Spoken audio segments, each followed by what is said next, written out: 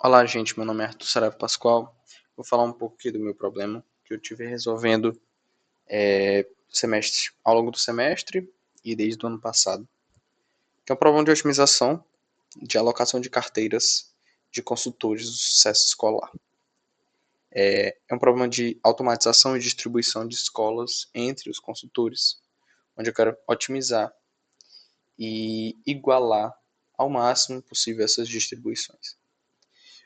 Vou falar rapidamente do um contexto do problema, né? O que é uma carteira? A carteira é um leque de escolas que um consultor pode atender. E um consultor de sucesso escolar é um consultor que vai até a escola para dar um suporte comercial em questões de material, em questões de contratos, etc. Bom, aqui eu utilizei uma base dummy, porque o problema envolve uma empresa externa, então eu não vou utilizar dados reais. Todos os dados desse vídeo são fictícios, não existe nenhum dado real. Então aqui eu estou usando entre 280 a 1000 escolas para distribuir, 10 a 15 consultores. A gente consegue perceber que nesse tipo de problema a gente geralmente vai ter classes muito desbalanceadas. Então a gente vai ter, por exemplo, uma proporção de 10 a 15 consultores para 280 a 1000 escolas, o que é uma discrepância muito grande. A gente vai ter que respeitar múltiplas restrições complexas e a gente vai ter que equilibrar, como eu comentei, carga e faturamento. E esse vai ser o nosso objetivo. Bom, aqui no algoritmo dummy, eu utilizei uma entrada de mais ou menos 600 escolas, onde as CVs variam de 0 a 4 milhões. Utilizei riscos médio, baixo e alto e altíssimo. Esqueci de colocar no slide, perdão. E redes, que vão ser conjuntos de escolas, então vão ser clusters.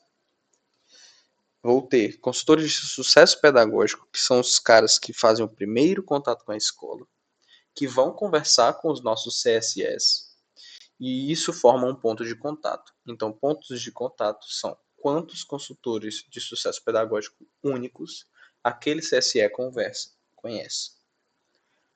E agora, na base de consultores CSE, vou ter aproximadamente 12. Vou ter uma capacidade de 15 a 90 escolas, um ACV máximo de até 20 milhões, né? Variável. Uma senioridade, vou ter mínimos, cotas mínimas às vezes, e um status de ativo ou inativo. A gente vai ter várias restrições hard, né? A gente vai ter uma integridade de redes, onde a gente quer concentrar as redes em um consultor para ter decisores únicos e uma gestão compartilhada das escolas, né? Porque isso fica mais fácil da gente resolver problemas e fica mais fácil de tomar decisões sem que existam fatores externos, falta de comunicação, etc. A gente vai ter um máximo de escolas, como eu já tinha comentado, uma capacidade de ACV, que é o valor do contrato anual. A gente vai ter um limite de risco, onde um consultor não pode ter mais de 20% da carteira dele de escolas em alto ou altíssimo risco. E a gente vai ter um limite de pontos de contato, né? Então, um CSE só vai poder conversar com, no máximo, 5 CSPs. E qualquer violação dessas hard constraints, a gente vai ter uma solução inválida. Bom, o que a gente está querendo otimizar, né? A gente está querendo otimizar o coeficiente de Gini. Por quê? Porque o coeficiente de Gini, ele mede a desigualdade na nossa estatística, né? Da nossa distribuição. Ele vai comparar todos os pares de consultores e vai medir o quanto eles diferem entre si. Então, a gente tem uma intuição, né, de que um Gini, quanto mais próximo de zero, a gente tem uma distribuição mais perfeita. Quanto mais próximo de 1, a gente tem uma desigualdade máxima. Na prática, já a gente assume que um Gini menor do que 0,1 é o suficiente, é excelente. E aqui a nossa função objetiva, a gente tem uma constante multiplicando o Gini do ACV e uma constante multiplicando o Gini de escolas. Bom, a gente vai usar uma abordagem híbrida, né? Onde na primeira fase a gente vai ter um GRASP, que é um algoritmo que gera soluções iniciais randomizadas, né? É um algoritmo que faz uma busca adaptativa aleatória gulosa, né? A gente vai fazer 12 iterações independentes, onde cada uma constrói uma solução inicial de forma randomizada. Isso é muito bom porque a gente gera uma diversidade de soluções e tem um espaço maior de soluções. E o importante é que todas essas soluções já vão cumprir e tem que cumprir todas as restrições obrigatórias. Na segunda fase, a gente vai ter um simulated annealing para a gente refinar as nossas soluções via uma busca local. Dessa forma, a gente vai escapar de ótimos locais e vai melhorar, em média, 11,5% por iteração. Foi o resultado que eu consegui obter. E o nosso resultado vai ser o melhor das 12 soluções refinadas. Bom, no Grasp, a gente vai ter uma função score, que é basicamente o valor que o consultor e a escola vão receber, né? Então a gente vai pegar uma escola, pegamos uma escola e vamos calcular o score de cada consultor para aquela escola. Então a gente vai calcular um score da escola, um score do consultor e verificar qual é o score de consultor mais alto, né? No nosso caso, esse aí é pensando no busca gulosa. Já no Grasp, o que a gente vai fazer? A gente vai gerar uma lista de consultores viáveis e vai pegar aleatoriamente um. Bom, e cada fator desse é um multiplicador das nossas restrições. Então, a gente vai ter um multiplicador de rede, um multiplicador de contato, um multiplicador de mínimo, um multiplicador de risco, disponibilidade, senioridade e tempo. Como é que funciona essa questão das redes, né? A questão das redes, para a gente fugir da aleatoriedade do Grasp, o que eu fiz? Eu multipliquei por um valor muito alto e estabeleci um teto, onde eu falo, se passar desse valor, escapa da aleatoriedade, ignora a aleatoriedade, pega todas as escolas e aloca para esse cara. Todas as escolas daquela rede, aloca para ele, porque ele está com a escola daquela rede. Assim, eu vou conseguir fugir da aleatoriedade e manter todas as escolas de rede com o consultor. E aqui são alguns outros multiplicadores, onde em risco a gente vai fazer uma interpolação, disponibilidade também, senioridade também, e tempo, um consultor antigo ou não, é 1 ou 2. Na verdade, é 1 ou 2. E se a gente violar alguma restrição, multiplica por 0. Bom, um exemplo real aqui, a gente vai ter a próxima escola, onde ela vai ter um ACV tal, risco tal e CSP tal. Um consultor 1, por exemplo, que é sênior, conhece, multiplica por 10. Tem pouco risco, interpolação deu 2, interpolação de vagas livres deu 2, interpolação de nível deu 2,5 e ele é um consultor antigo, 1,5. O score disso deu 150. Então ele é um bom candidato. Digamos que ele passe ali da taxa que a gente quer olhar, né? O CSE 2, pleno, não conhece o consultor de sucesso pedagógico, tem um risco, né, ali, tem menos vagas livres, multiplica por um pouco mais, ele tem um nível 3 e ele é um consultor novo. Então o score dele é muito ruim. Mas ainda assim, se ele passar da taxa, ele pode ser escolhido. E aqui o vencedor, mostrando como que a restrição de rede funciona, da forma que eu falei, né? A gente multiplica por um valor muito alto. Então, mesmo que a multiplicação dele desse pouco, deu 30, como ele tem uma escola de rede, ele vai ganhar obrigatoriamente todas aquelas escolas. Isso vai garantir a integridade das redes. E ele não é tecnicamente o melhor candidato, mas é uma restrição obrigatória, então ele vai cumprir. Bom, aqui é um pouco de como o Grasp cria a diversidade, da forma como eu falei, ele cria uma lista, né, de candidatos, uma lista restrita de candidatos. E ele vai ordenar, né, os candidatos por score e pegar o top 3 só.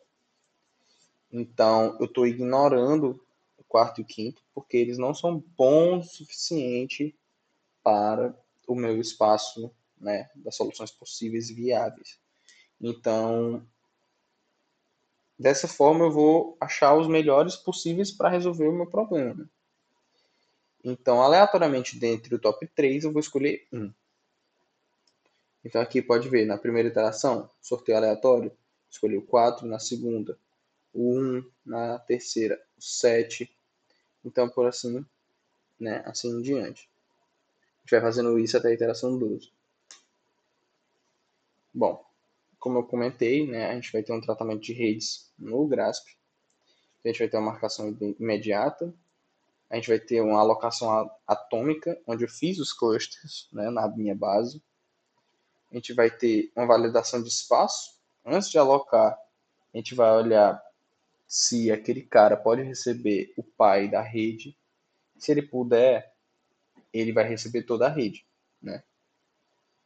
E a gente vai fazer, né, um pulo na iteração, porque as filhas já foram processadas, porque já foram obrigatoriamente para ele. Então, o resultado é que a gente vai ter 100% das redes íntegras desde a construção naquele construtor. Bom, aqui a gente vai ter o conceito do simulated annealing, né? A gente vai ter um metal aquecido que vai resfriar gradualmente. Uma aspiração ao problema, né? Uma aplicação ao problema. O estado, uma alocação específica. A energia é o valor do nosso otimizador, do que a gente quer otimizar, que é o Gini. E a temperatura vai controlar quanta exploração fazer. E o tipo de movimentação a gente vai fazer um swap ou move de escolas. Então a nossa ideia é aceitar movimentos ruins com uma probabilidade controlada, e isso vai permitir escapar de ótimos locais ruins. Bom, aqui um pouco do porquê que a gente aceita pioras, né? Imagine que a gente está preso num vale ótimo, né? Um local ruim. Bom, ele vai ficar preso no vale esquerdo e a gente vai aplicar esse conceito ao nosso problema porque a gente vai ter um vale muito melhor na direita, né? Então, que é o ótimo global. Mas para chegar lá, a gente tem que primeiro subir, né? E isso gera um pouco de complexidade. Então, um algoritmo guloso como o Hill Climbing ficaria preso no primeiro vale, porque ele nunca aceita subir. Já o Simulated Annealing vai resolver isso aceitando subidas pequenas de forma probabilística. A gente vai subir um pouco, vai explorar e eventualmente vai encontrar o caminho para o melhor vale. E é por isso que a gente aceita, né, as piores, para não ficar preso nas soluções ruins.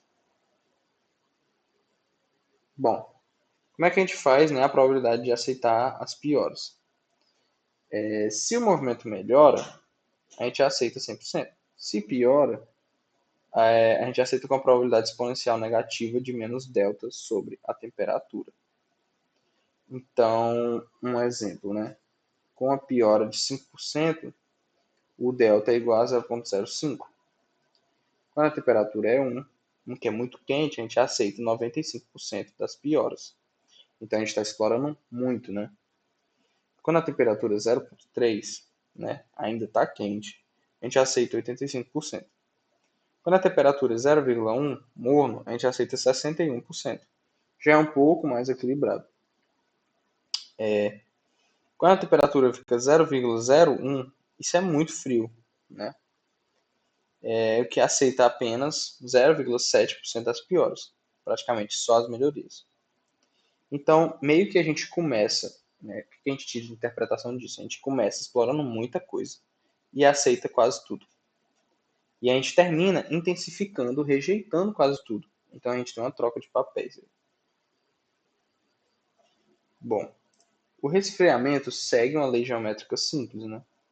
Então a cada iteração a gente multiplica a temperatura por 0,9995. A gente vai ver as fases do resfriamento ao longo das 30.000 iterações. Na iteração 0, a gente aceita cerca de 50% dos movimentos. A gente está na fase hot.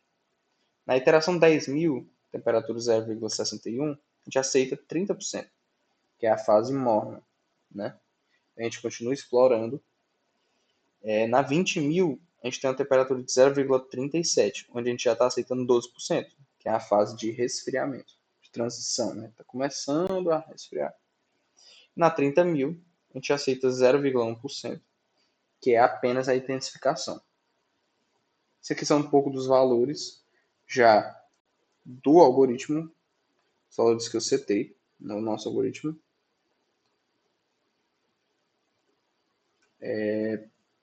diferentes dos lá de cima, que eram teóricos, né? Bom, aqui agora a gente vai ter a movimentação, né? Como é que funciona a movimentação? Os movimentos que o SA vai executar. Primeiro, o swap, né? A operação é escolher duas escolas em consultores diferentes e trocar eles de lugar. No exemplo, antes a gente tem o CSE underscore, né? 1 com 5 escolas e o CSE underscore 2 com 3 escolas. A gente vai aplicar um swap entre a escola 2 e a escola A. Depois da troca, o CSE underscore 1 fica com a escola A no lugar da escola 2. E o CSE underscore 2 fica com a escola 2 no lugar da escola A. Bom, antes da gente aceitar isso, a gente valida 4 coisas. Nenhuma das duas escolas vai poder fazer parte de rede. Então, a gente, quando vai fazer o swap, a gente olha para as restrições, verifica se ele pode fazer essa troca, e se puder, aí ele realiza a troca. Então, todas essas validações a gente vai passar de novo nas nossas restrições e verificar se ele vai falhar em alguma, né, em qualquer validação. Bom, o move, a gente simplesmente move ou realoca para outro consultor. Então a gente escolhe uma escola e move de um consultor para o outro. No exemplo aqui, a gente vai mover a escola 2 do CSE 1 para o CSE 2. Bom, a gente vai fazer as mesmas validações que o swap e a gente vai ter uma distribuição de 50% das 30 mil interações são swap e 50% são move, que é um valor setado também. Bom, uma convergência, né? O ciclo completo aqui. Cada uma das duas iterações do GRESP passa por SA, né? Passa pelo refinamento do SA. E aqui a gente vai ter, né? A primeira interação, vamos construir a solução randomizada. Vai ter um gene inicial. O SA vai executar todas as 30 mil iterações. E a gente vai ter um gene final melhorado em tantos por cento. Aqui no caso, 9%. No GRESP, na iteração 2, a gente vai construir uma nova solução randomizada.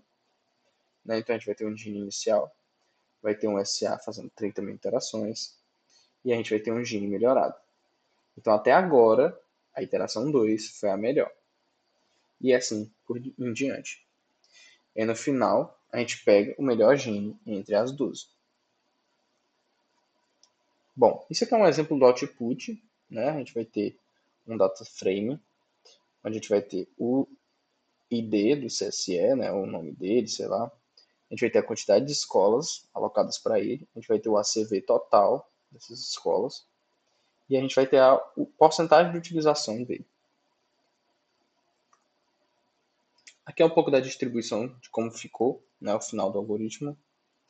A gente tem escolas e faturamento entre os CSS. A gente tem quantidade de escolas por consultor aqui.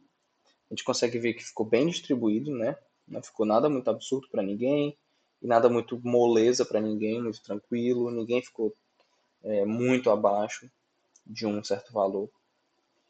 E aqui a gente tem um faturamento de ACV por consultor. Ficou também bem equilibrado. Aqui a gente consegue ver a melhoria do simulated annealing por iteração. Então a gente vê que ele reduziu bastante, né, o valor do gene. E a gente consegue ver a porcentagem de melhoria do SA por iteração. Bom, aqui é um resumo, né, do que a gente está fazendo. Um GRESP, depois SA e uma seleção. E aqui os valores de cada um dos algoritmos. E o que a gente aprendeu, né? Problemas reais, né, do dia a dia são muito complexos, tem muitas restrições, principalmente na parte de negócios, e as meta-heurísticas são a ferramenta certa para problemas NP difíceis, né? Outra coisa é que a hibridação funciona, então essa solução foi muito melhor do que apenas utilizar o GRASP diretamente. Ele já ia me dar um resultado bem melhor do que o resultado que a gulosa me daria, porém, utilizando os dois combinados, foi um resultado muito melhor. E a gente economizou muito tempo fazendo isso. Bom, a gente conseguiu reduzir aproximadamente 2 horas para 3 minutos, utilizando esse método. A gente conseguiu ter um desequilíbrio bem reduzido, restrições, nenhuma violação, uma escalabilidade que funciona tanto para poucas como para muitas escolas, e a gente consegue ter uma rastreabilidade. Bom, esse foi o meu trabalho. Espero que vocês tenham gostado. Estou à disposição para tirar dúvidas. E aqui um pouco do tempo total para executar o algoritmo e a melhor solução, que eu cheguei com os dados dummy. É isso, muito obrigado pela atenção. Valeu!